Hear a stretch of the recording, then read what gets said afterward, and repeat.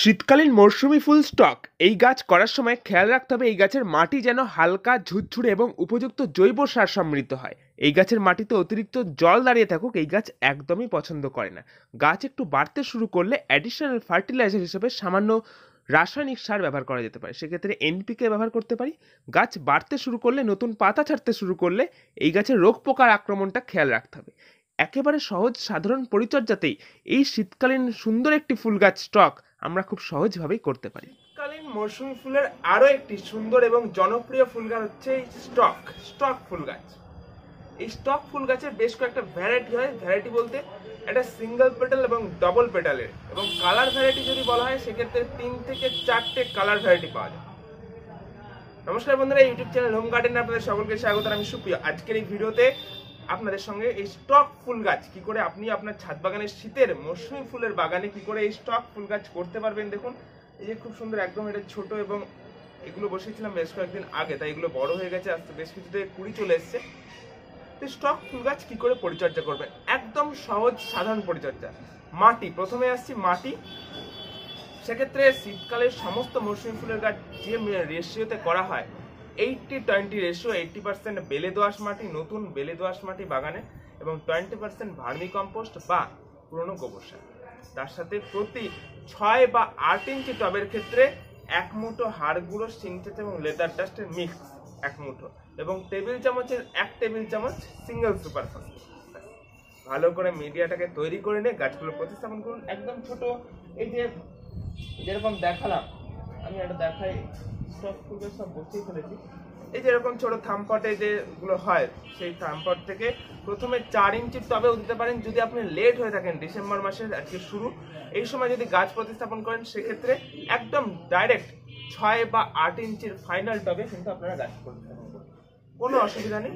প্রথম দিকে প্রতিস্থাপন করার পর হালকা করে জল দিন, এবং তারপর আস্তে আস্তে 4-5টা পাতা ছাড়তে শুরু করলে প্রত্যেক দিন গাছে একদম ভরপুর করে জল দিন। গাছগুলো রাখবেন ফুল সানলাইটে, শীতকালের গাছ কোনো ছায়া জায়গায় নেই। এরপর যখনই গাছে পাতা ছাড়তে শুরু করছে, অর্থাৎ গাছে এবার খাবার দরকার, কি খাবার দেবে, জল তরল সার প্রত্যেক দিন 7 দিন বা 10 দিন ছাড়া ছাড়া গাছে দিয়ে দিন।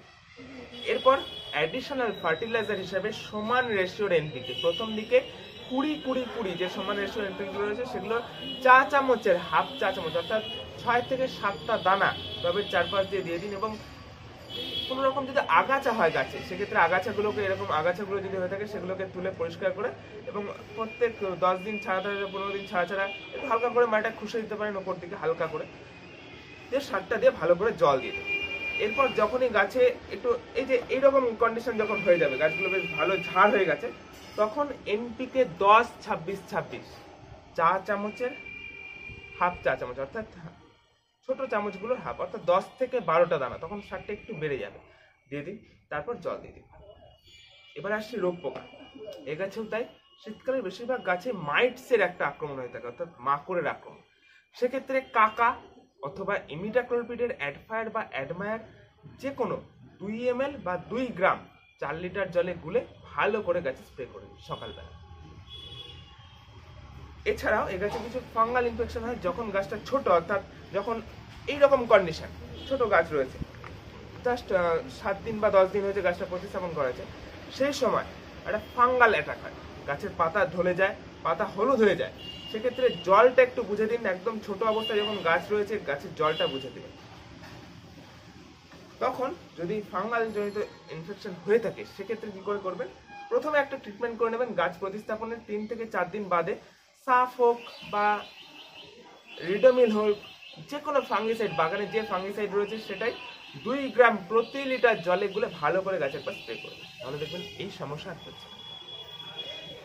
এরপরে যেটা আসছি সেটা হচ্ছে, এই গাছে পিঞ্চিং এর প্রয়োজন নেই, তবে কখনো কখনো অনেক সময় পিঞ্চিং করাও যায়, বেশ কয়েকজন পিঞ্চিং করে, এটা আপনাদের ওপর নির্ভর করছে। পিঞ্চিং না করলেও হয়, পিঞ্চিং করলেও হয়।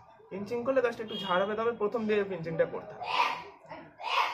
পিঞ্চিং করার পর অনেক সময় কি হয়, গাছ যদি একটু লম্বা হয়ে যায় সেক্ষেত্রে স্টিক, এরকম ছোট স্টিক দিতে হতে পারে, সেক্ষেত্রে দিয়ে গাছটাকে বেঁধে দেবেন ভালো, তাহলে কি হবে, গাছটা হেলে যাওয়ার সম্ভাবনা থাকবে।